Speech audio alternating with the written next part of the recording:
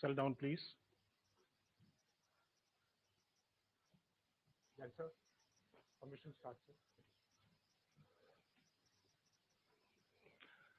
Good morning, ladies and gentlemen. On behalf of the Chief of the Army Staff, I welcome you all to the annual press conference on the occasion of upcoming 76th Army Day, which is being celebrated this year in Lucknow. I'm sanguine that the interaction that we have today will be positive and fruitful. The conduct modality has already been explained to you all. May I now request the Chief of the Army Staff to address the gathering.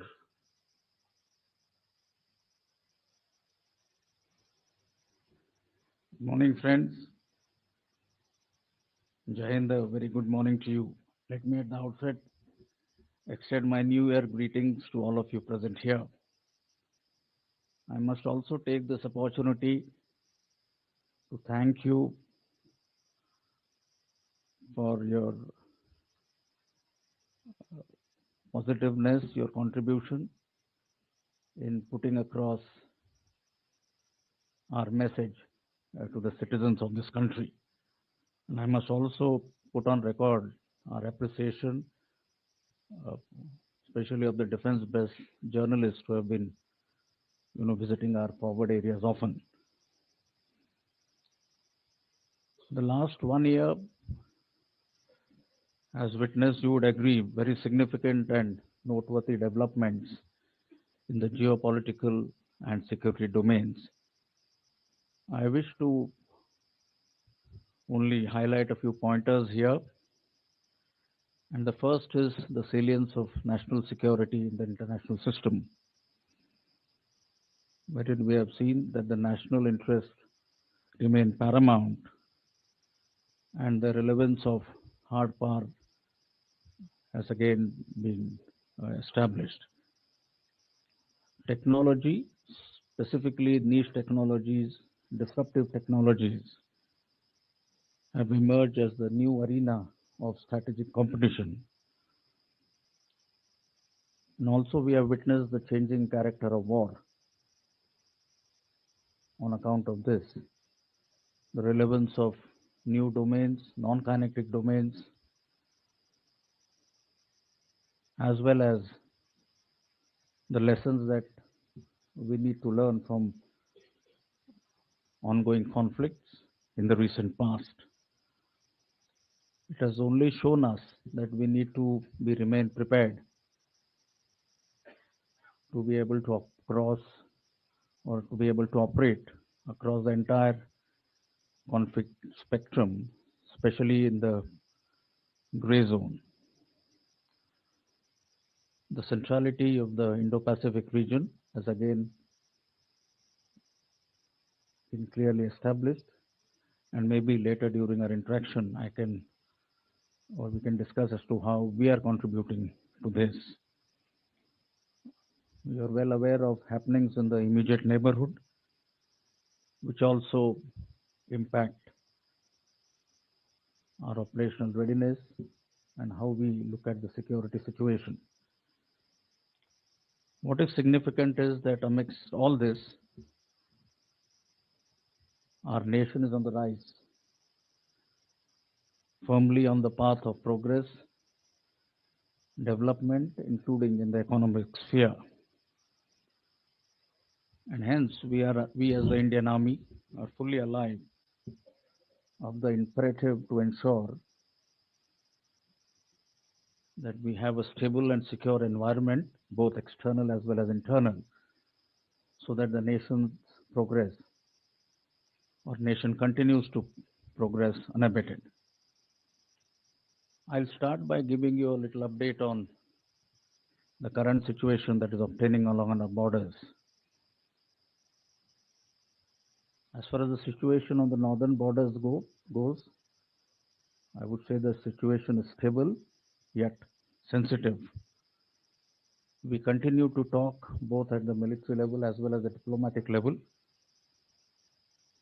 as per the established protocols and procedures to find resolution to the balance issues which remain. Our operational preparedness in these areas continues to be of a very high level, and our deployment is both robust as well as balanced.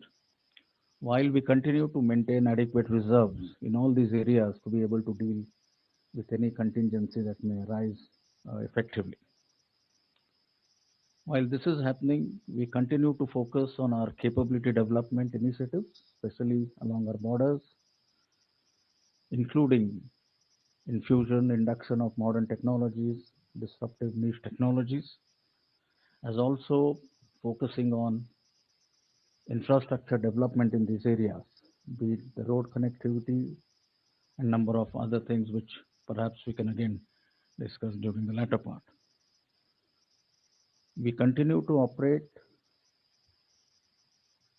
with other government agencies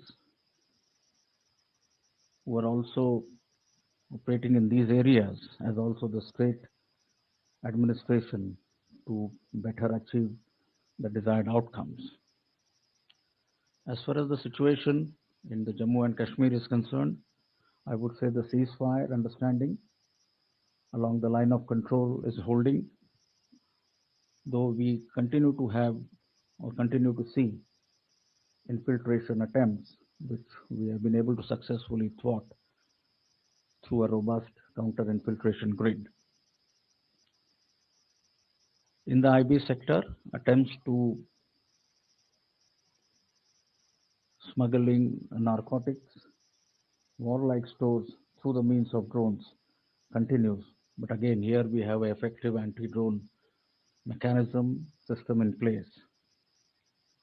In the hinterland, the last year or 2023 did witness overall drop in violence levels.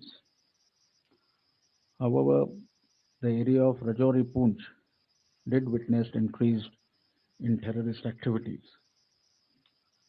The proxy tanzims operating in this area, however, continue to get support from the across. And I would also say that the support infrastructure for the terrorists continues to exist there. But the overall rise in tourism figures, development in that area indicates of a positive change, and hence our effort has been to operate alongside other security forces, other agencies in that area to make sure that the situation is normal, stable for these activities to continue. The Northeast has witnessed positive developments in the last 1 year because of the proactive policies of the government, the peace talks. You have had two major peace accords that have been signed. The violence parameters overall have come down. Of course, the state of Manipur did witness violence starting the month of May last year. But I think because of the combined efforts of the state administration, supported by the Indian Army, the Assam Rifles, and other security agencies, we have been able to stabilize the situation to a large extent. And our efforts alongside these agencies continue to make sure that normalcy is established and the security situation remains stable.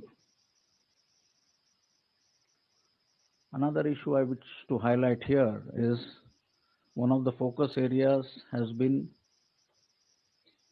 to work alongside other government departments, agencies, and those who are involved in national security and national defense. We have been proactively engaging with them, reaching out to them, purely with an aim to achieve better outcomes.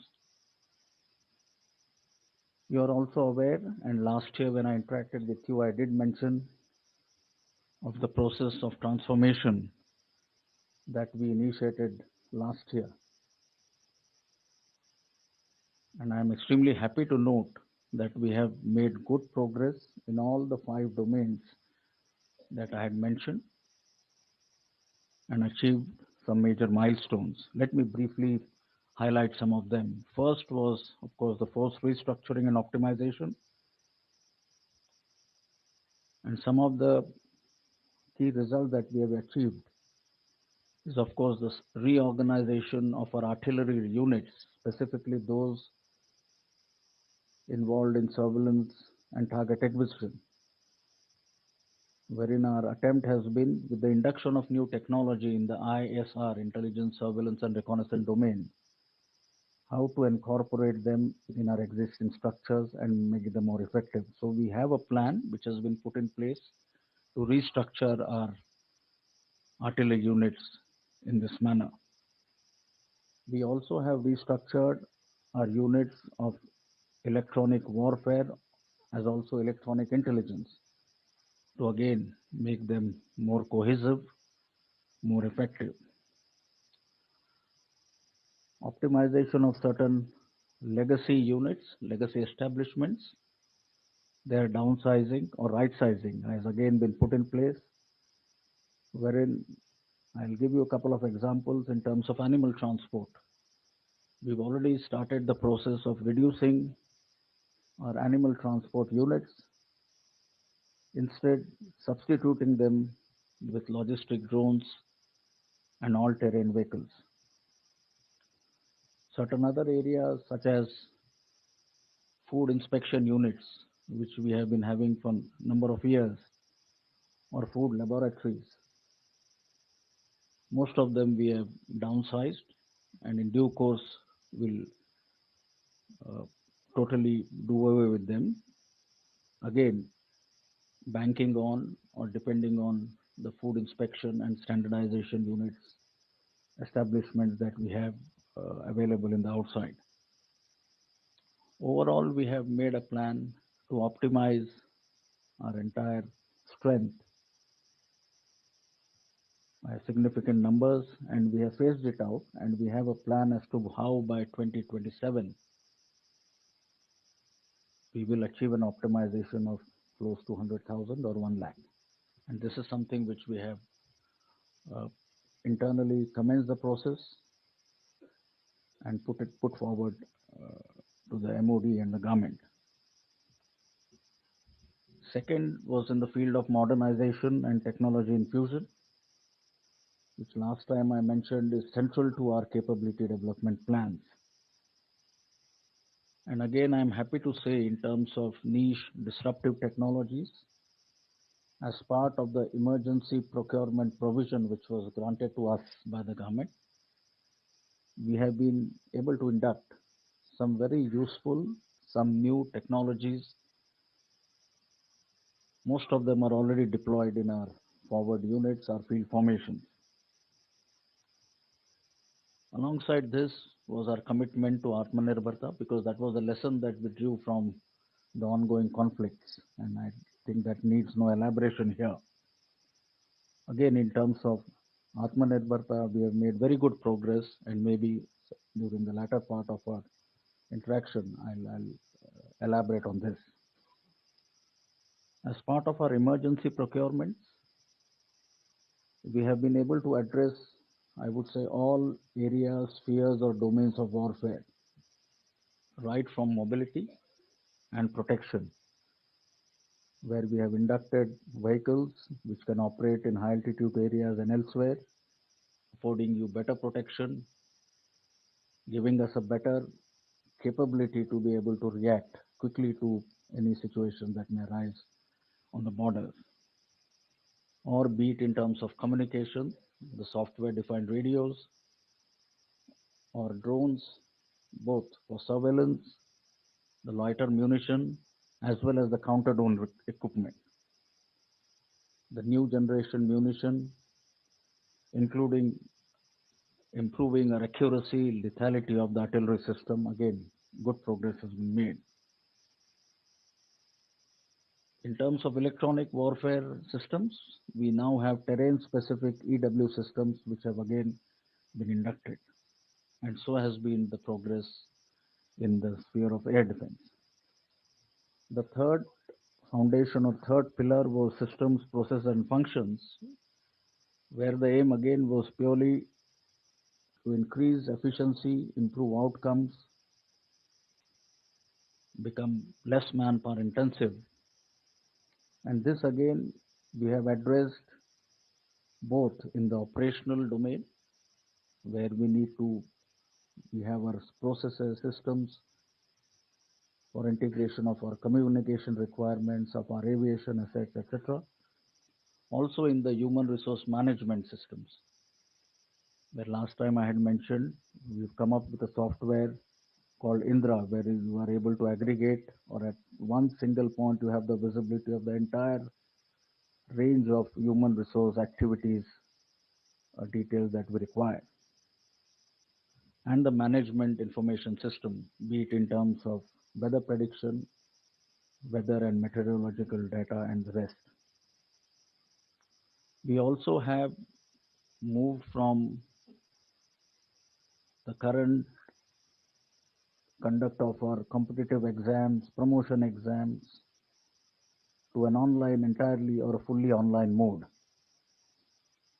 And by end of this year, we will have all our promotion exams being held entirely online. Next is human resource management. फिर मानव संसाधन प्रबंधन की जो प्रक्रिया है, हमारी जितनी भी नीतियां हैं या उसमें रणनीति थी, उसमें भी हमने एक बड़ी मात्रा में बदलाव लाया है। और इसका मुख्य कारण ये था कि बदलते समय की जो मांग है, तो बदलते समय के साथ जितनी भी अनुकूल नीतियां हमको सेना में लानी चाहिए, ये उस दिशा में प्रयास रहा है। और जिसके तहत जो अग्निपथ स्कीम है,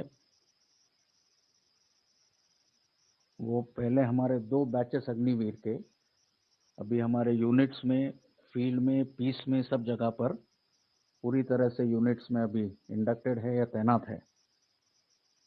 और जो फीडबैक जो अभी हमको मिला है, वो एक बहुत सकारात्मक, अच्छा और एक तरह से उत्साहपूर्वक है।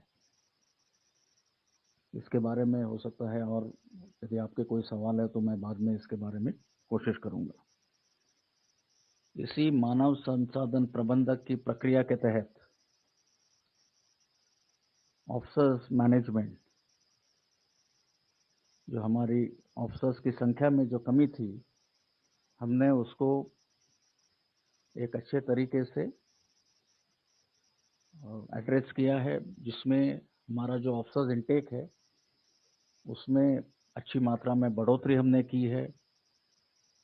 हमारा जो सिलेक्शन प्रोसेस है उसमें कई तरह से हमने रिफॉर्म्स लाए हैं, और साथ ही में जो बाद में हमारा प्रशिक्षण का ड्यूरेशन और अवधि होती है, उसको भी हमने कम किया है। जैसे कि आर्मी कैडेट कॉलेज या टेक्निकल एंट्री स्कीम, उसमें हम ट्रेनिंग की अवधि को उसमें हमने और कम किया है, without affecting the final outcome that you are looking at. उसी तरह से विमेन ऑफिसर, उनके मैनेजमेंट, इस दिशा में भी आपको ज्ञात होगा, परमानेंट कमीशन जो अभी हमारे विमेन ऑफिसर्स को दिया गया है, उसमें से तकरीबन 120 जो कि अभी कर्नल रैंक पर तैनात है, कार्यरत है, अलग अलग इलाकों में, जिसमें कि फील्ड और मुश्किल इलाके भी शामिल हैं। उसमें अभी वो कमांडिंग ऑफिसर्स का रोल निभा रही है, और वो भी अच्छे तरीके से निभा रही है। उसी तरह से सभी आर्म्स और सर्विसेज को एक कॉमन लेवल पे लाने के लिए हमने कुछ समय पहले कॉम्प्रिहेंसिव प्रमोशन पॉलिसी का ऐलान किया था, सभी स्टेक होल्डर्स के इंटरेक्शन के बाद। और अप्रूवल के बाद, जिसमें कि जो छोटी मोटी कमियां या इन्फॉर्मिटीज थी उसको हमने एक तरह से प्रयास करके we have been able to smoothen them out. उसी तरह ट्रेनिंग के दौरान सिमुलेटर्स टेक्नोलॉजी का इंडक्शन, इस विषय में भी खास ध्यान दिया है। और सबसे और पांचवा जो मुद्दा था फाउंडेशन पिलर या स्तंभ, वो था जॉइंटनेस और इंटीग्रेशन का। और इस दिशा में भी बाकी दो सिस्टर सर्विसेज के साथ मिलकर हमने ऑपरेशनल डोमेन में, ट्रेनिंग के क्षेत्र में, एडमिनिस्ट्रेशन के क्षेत्र में और लॉजिस्टिक्स के क्षेत्र में कई अहम कदम उठाए हैं। ये 5 फाउंडेशन पिलर्स के अलावा हमारे भारतीय सेना का योगदान टुवर्ड्स ग्लोबल आउटरीच या हमारे वैश्विक प्रभाव को बढ़ाने के लिए, उसमें भी मैं समझता हूँ हमने महत्वपूर्ण पहल की है। पिछले साल हमने अफ्रीका इंडिया एक्सरसाइज मार्च के महीने में ऑर्गेनाइज किया था, जिसमें अफ्रीका देशों के तकरीबन 26 चीफ्स भी आए थे और उनकी कंटिजेंट्स आई थी। और फिर सितंबर के महीने में Indo Pacific army chief conference और उसके साथ और 2 इवेंट्स हमने दिल्ली में ही इसका आयोजन किया था, जिसमें तकरीबन 30 देशों से या तो चीफ्स या उनके रिप्रेजेंटेटिव्स ने भाग लिया था। चाणक्य डिफेंस डायलॉग, जो पहली बार हमने इस इलाके के सिक्योरिटी और डिफेंस रिलेटेड इश्यूज को डिस्कस करने के लिए, जिसमें कि एकेडमिया, स्ट्रेटेजिक थिंकर्स और बाकी क्षेत्रों से भी स्पीकर्स आए थे, मेरी समझ में ये भी एक बहुत महत्वपूर्ण पहल है। जहाँ तक हमारा यूएन पीस कीपिंग में योगदान है, वो अच्छी मात्रा में जारी है। हमारी महिला पीस कीपर्स तकरीबन 100 के बराबर अलग अलग यूएन मिशंस में तैनात है। हमारे जो ऑब्जर्वर्स या स्टाफ ऑफिसर्स होते हैं, उसमें से तकरीबन 22% अभी महिलाएं हैं। और हाल ही में हमने आसियान देशों के लिए विमेन पीस कीपर्स के लिए यहाँ पर ट्रेनिंग और उसके बाद एक टेबल टॉप एक्सरसाइज का भी आयोजन किया था। तो मेरा कहने का मतलब है कि हमारा जो भी प्रयास और our effort towards becoming a modern, agile, adaptive, technology enabled future ready force to be able to meet our current and future security challenges in a more effective manner, this has been on track. इस अवसर पर मैं आपको चंद एक की initiatives या कुछ अहम पहलू और अहम परियोजनाओं के बारे में भी अवगत कराना चाहूँगा। सबसे पहले we have decided that 2024 will be the year of technology absorption, and this is to take the foundation pillar of modernization and technology infusion further, wherein we have identified 5 clear areas, which include aligning, incorporating technology at the strategic, operational, tactical level, mapping our future and emerging technologies, strengthening the defense technological ecosystem, and enhancing the technological threshold of our soldiers, or I would say enabling techno warriors and commanders. So that was first.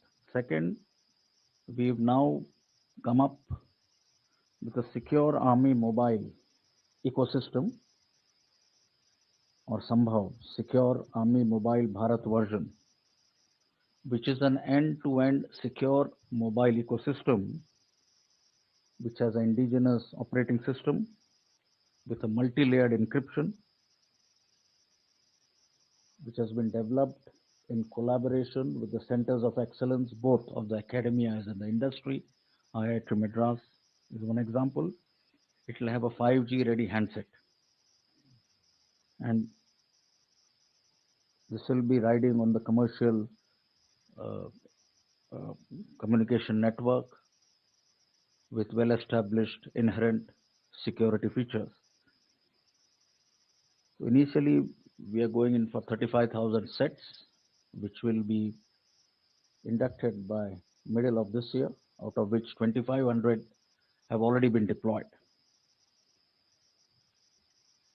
The second initiative in this direction, and this is to do with cyber security because that has emerged as a key area.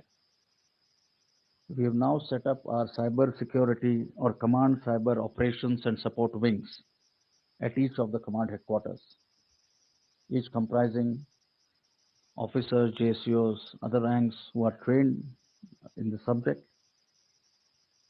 and they will then work in close coordination with the Defense Cyber Agency and the Army Cyber Agency. And they will be given functions such as emergency response, audit of our networks, monitoring and analysis, as well as testing applications. So all defensive cyber functions. In this manner, we are also inducting cyber specialists as part of the territorial army. Last year, we had inducted Mandarin language specialists.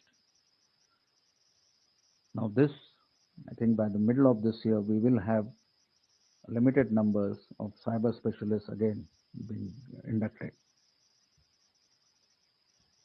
अगला अहम योजना है project कौशलवीर, और ये है कि जितने भी हमारे जवान अभी जो कार्यरत है सर्विस में, ये कुशल एक ह्यूमन रिसोर्स है, मानवीय संसाधन है, अच्छी तरह से अनुशासित है, प्रशिक्षित है। तो इनको जब सर्विस के दौरान हमने इनके जो भी हुनर या इनकी कुशलताएं हैं उसको नेशनल एजुकेशन पॉलिसी और नेशनल क्रेडिट फ्रेमवर्क के साथ इसको अलाइन किया है, जिसके कारण जो कि बाहर उद्योग जगत के जो मानक है उनके साथ इनको इक्वेट करके, ताकि जब ये जवान बाहर जाए उनको उनका योगदान सिविल इंडस्ट्री में या उनका अब्जॉर्प्शन आसान हो जाए। तो इसमें जितने भी हमारे कैटेगरीज है या जिसको हम ट्रेड्स बोलते हैं उनको हमने इक्वेट किया है, और साथ ही में हमारी जो लाइन डायरेक्ट है जैसे आर्टिलरी, ईएमई, सिग्नल्स इंजीनियर्स, इनको भी एनसीवीटी ने एक अवार्डिंग या असेसमेंट बॉडीज की तरफ से रिकॉग्नाइज किया है। तीसरा उपक्रम है मानसिक सहायता अभियान या फिर मनसा। जिस तरीके से हमारे सामाजिक आर्थिक वातावरण में बदलाव होते जा रहे हैं, हमने ज़रूरत समझी कि इस दिशा में अलग से पहल करना ज़रूरी है, और जिससे which we address purely the mental health of our soldiers, जिसमें कि साइकोमेट्रिक असेसमेंट शामिल है अलग अलग स्टेजेस पे एक करियर के दौरान, hiring of professional psychological counsellors, establishing a helpline, yoga को एक तरह से स्वस्थ जीवन जीने का तरीका, ताकि हमारे ट्रेनिंग एस्टैब्लिशमेंट, हमारे परिवारजनों के लिए, हमारे वार्ड्स के लिए हमने Morarji Desai national institute of yoga और एस व्यासा जो कि योगा की यूनिवर्सिटी है बेंगलोर में, उनके साथ कोलैबोरेट करके हमारे इंस्ट्रक्टर्स की ट्रेनिंग इसमें शामिल है। हमारे जो एक्स सर्विसमैन है या भूतपूर्व सैनिक है, to be able to better interact with them, better reach out to them so that they know as to what provisions, what welfare measures have been instituted for them. We have launched a chatbot called Sambandh, by which we will be able to reach out to our ex-servicemen, which are total 25 lakhs in number today. And this again, we feel will help us to reach out to them in a more positive manner so that their grievances, information about welfare schemes, etc. is readily available to them. हमारी जो medical प्रक्रिया है hospitals में, उसके तहत हमने एक Dhanvantari information system for health and analytics Disha, ये भी हमने लॉन्च किया है, जिससे कि हमारे सब 113 जो हॉस्पिटल्स है और बाकी अन्य मेडिकल एस्टेब्लिशमेंट्स है, उनके बीच there is better visibility of medical data, and it will help us to plan and give us real time information on number of medical issues. शौर्य संकलन, ये हमारा पहल थी जिसमें कि हमने यूएसआई के साथ हमारी सेना की मिलिट्री हिस्ट्री को डिजिटाइज किया है, जो भी तकरीबन 80% अभी पूरी तरह से तैयार है।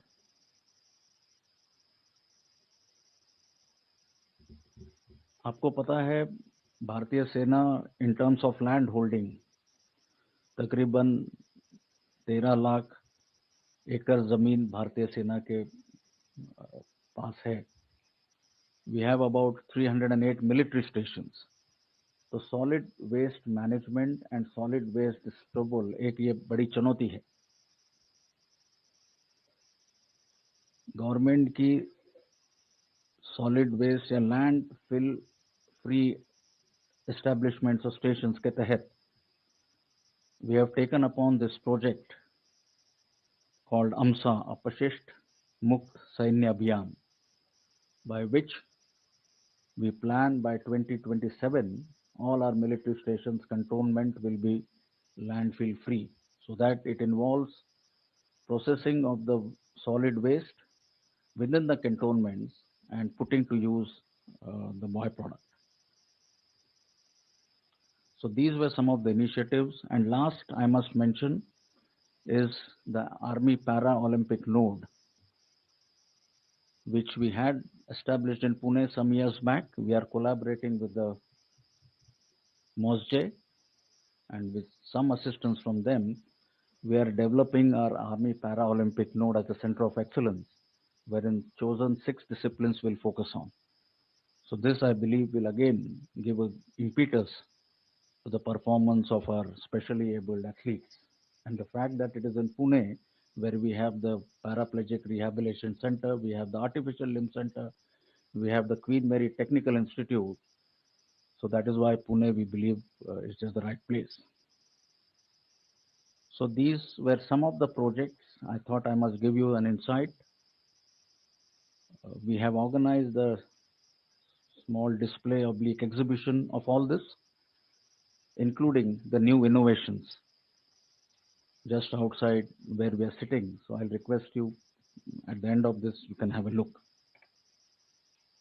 You are also aware that this year the Army Day parade, we plan to hold it in Lucknow. And besides 3 to 4 events which will take place on the 14th and 15th, we have ensured that it also becomes a community outreach program, wherein in and around Lucknow within that state, we are able to better reach out to the community and make them aware of what Army is doing. At the end, I just wish to conclude my remarks by saying and assuring you that the Indian Army continues to remain a very well-trained, well-equipped, battle-hardened unit establishment, and we are confident to be able to take on any security threat or challenge that may come the nation's way. Thank you, friends. I am now open to any questions that you may have. Thank you, sir. We shall now commence the question and answer session.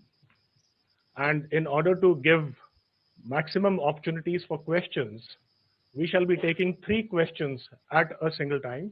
And these 3 questions will comprise one set. Our endeavor is to take maximum questions. I'm sure we'll be able to fit in about 5 to 7 of such sets within the time available. Once I call for your placards, I will nominate the placard numbers, and I request you to give out your name as also the agency or the media house that you represent.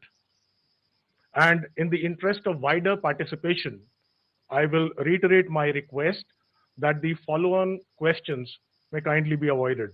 The floor is now open for questions, and we shall begin with the agencies first. So the agencies, please. All right, 148, 9. Sir, Sudhir Yadav from DD News. Sir, here. Wait a minute, Sudhir. Just wait a minute.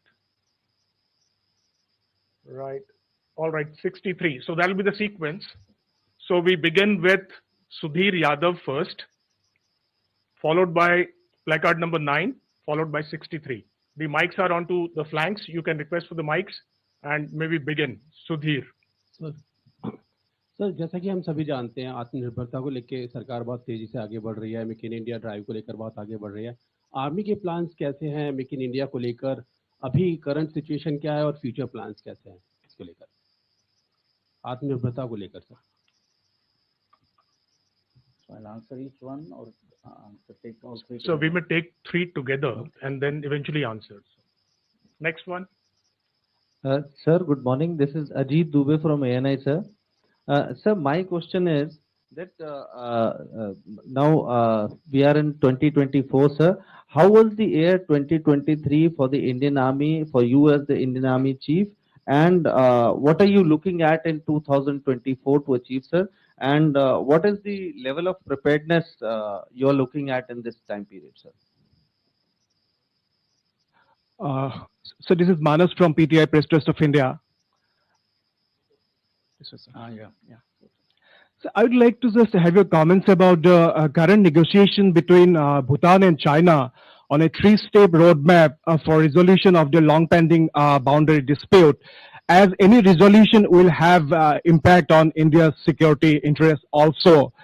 And also your comments about the current scenario, unfolding situation in the areas along the India-Myanmar border, as the fighting between the anti-junta forces and the Myanmari militaries continue, and there have been influx of Myanmaris into Indian states of Mizoram and Manipur. So how do you see the unfolding situation along the Indo-Myanmar border? Right. I think, thank you for this. The first question by Sudhir Yadav of Doordarshan.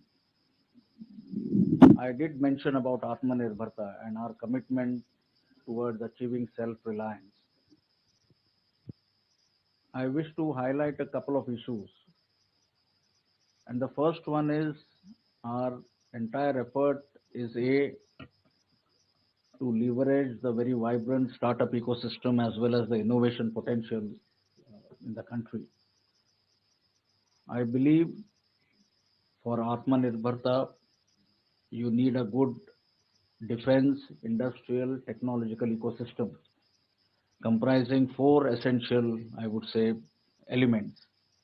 First is the resource allocation. Second is enabling government policies. Third is competition, and fourth is viable market. And in each of this, we have to see as to what is the role of the services, and I'll try and highlight this. As far as enabling government policies are concerned, most of you would be knowing in terms of the focus on research and development, the defense industrial corridors, the encouragement to defense exports, other means such as IDEX provisions, etc. So that is, I believe, is being done well. So what is it that Army is doing?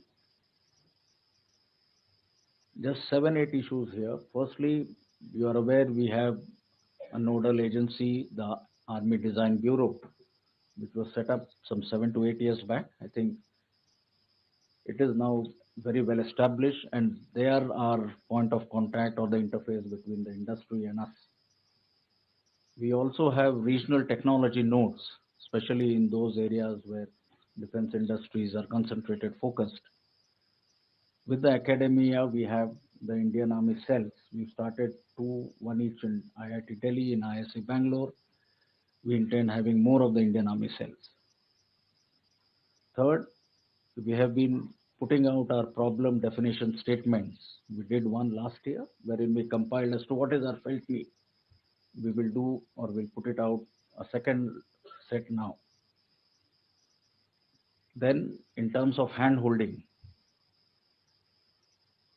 facilitating trials, testing, visits of industry representative to our forward areas, resorting to spiral development is another aspect that which we've been focusing on. We are also moving on a parallel route to promote indigenous defense production, be it the Make 1 or Make 2 provision, where we currently have 53 projects currently underway. Then we have the IDEX mechanism to encourage innovation. There again, we have close to 51 projects, out of which 3 contracts have already been awarded. With the DRDO, we have the design and development projects, 52 of them which are currently ongoing. And then at the field formation level, we have the IR&D projects. We have the Army Technology Board, again, where the R category 1 or Cat A establishments interact with the industry. So this is the kind of parallel development or parallel approach that we have adopted to encourage indigenous defense production. In all of this, I must also mention that our private industry has stepped up in terms of both their investments in research and development, as well as their adopting modern production techniques. Just to give you an example, last year we had a total of 37 in principle approvals, or in the technical parlance we call it the AONs, acceptance of necessity, amounting to about 74,000 crores. We also inked or signed contracts for 86 contracts for about 12,000 crores with the private defense industry. We have some very major projects which are in the pipeline, be it the light tanks. We are looking at close to 350 of them, which is again concurrently happening on 2 parallel modes. Then we have the FRCB, the Future Ready Combat Vehicles, equivalent of tank. So that also we will soon be putting out the RFPs. So in terms of the demand, in terms of the projects that are lined up, in terms of what we are doing to promote Atmanirbharta, these are some of the pointers, indicators. We also intend reaching to a stage where with the industry we move from a buyer-seller relationship to one of partnership. So that is what our, I would say, aim or intent is. And we also, because we have a vibrant ecosystem startup, we have bright young minds. So another mantra that we are looking at is indigenize to modernize. So this is our effort towards moving forward in the field of Atmanirbharta. The question of Ajit Dubey of ANI as to what have perhaps been achieved in 2023. I would say the most significant part has been our maintaining a very high state or level of operational readiness preparedness along the borders, which has, I would say, prevented or mitigated any or having a stable operational environment, any major incidents. Alongside this, in my opening remarks, I mentioned about the transformation.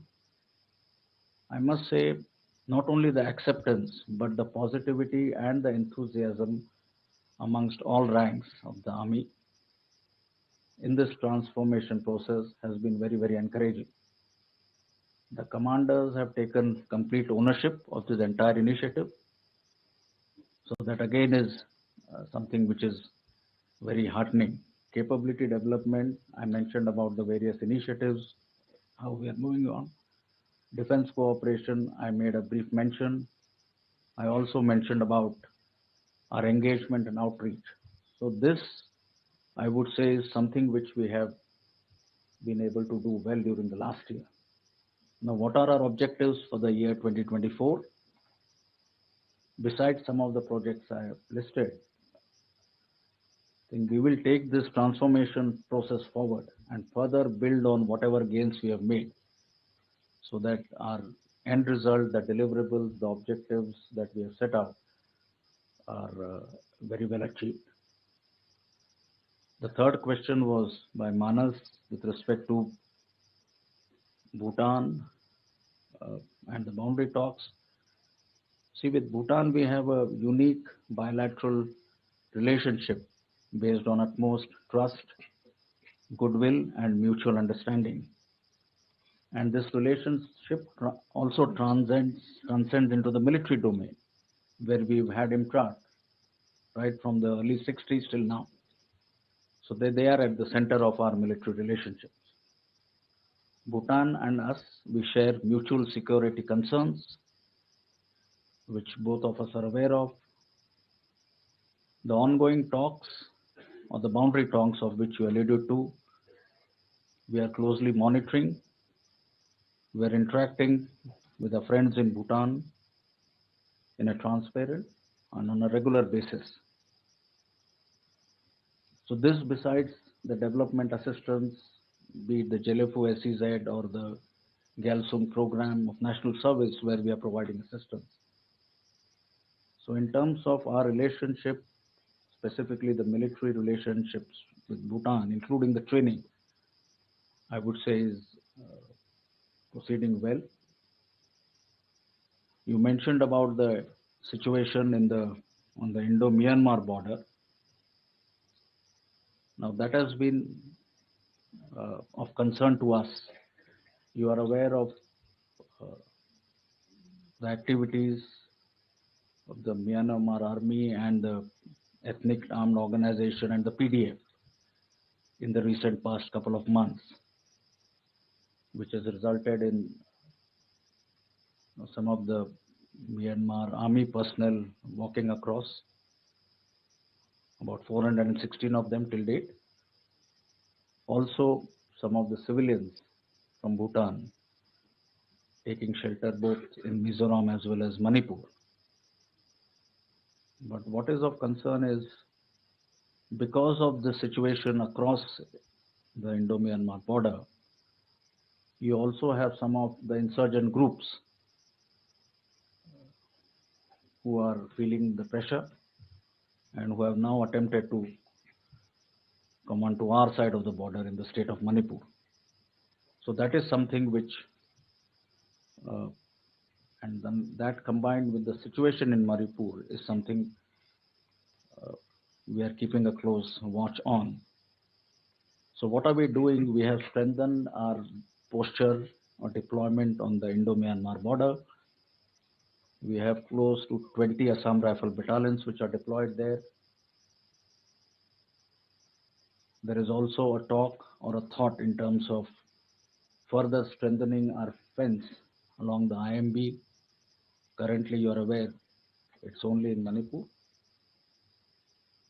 The issue of fence in other states is again something which is under consideration. So yes, the situation across the Indo-Myanmar border is something that we are closely watching. Right, the next set. Now here beyond, we'll have the media houses also open to participation. Can we have? All right, 149 from this side.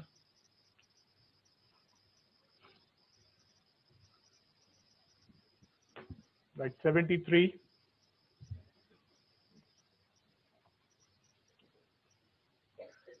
$65.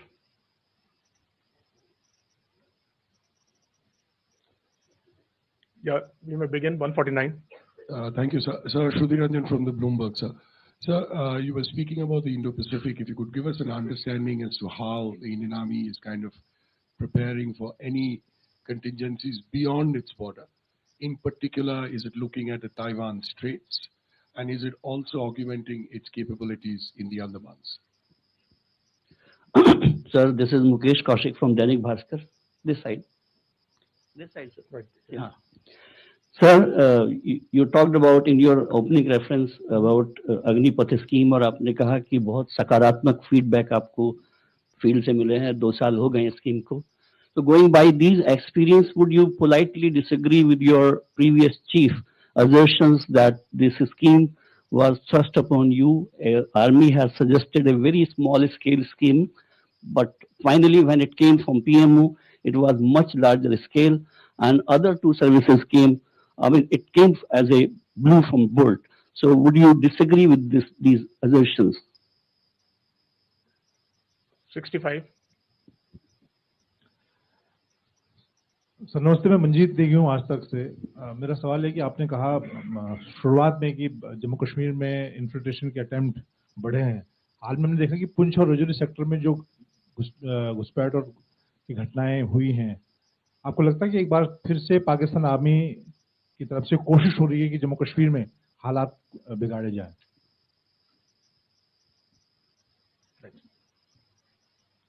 The first question in terms of what is it that we are doing in the Indo-Pacific region. In terms of defense cooperation activities, we have a variety of activities, cooperation activities with our friendly nations in the Indo-Pacific. Now these include the routine training or training of all ranks that we conduct at our establishment, and likewise we send some of our officers, JCOs, other ranks to some of the other training establishments.